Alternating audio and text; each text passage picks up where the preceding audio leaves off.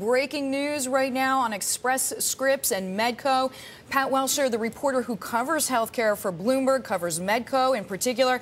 Pat, thanks so much for checking in with us. So $29 billion. It does look official here, going to buy that. This is the second largest deal since AT&T proposed the takeover of T-Mobile USA. What does this tell us about the pharmacy benefit management space?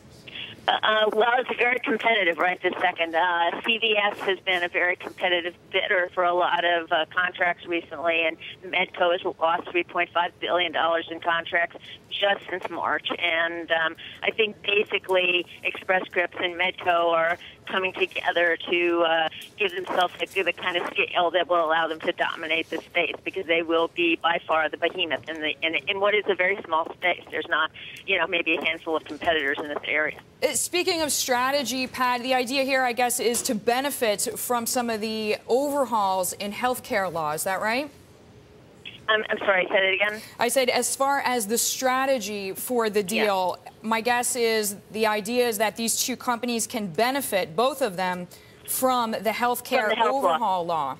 Yeah, I mean, definitely Medco all along has said that health reform was going to be a big deal for them, that it was going to be helpful, that basically because companies are going to be very cost conscious, they're going to want somebody like a Medco or an Express Scripts or a CVS to come in and negotiate, keep their pharmacy costs down. So that has always been a big plus for the space in general, to have somebody who can come in and control, encourage the use of generic drugs and get away from prescription drugs, encourage mail order, which is cheaper.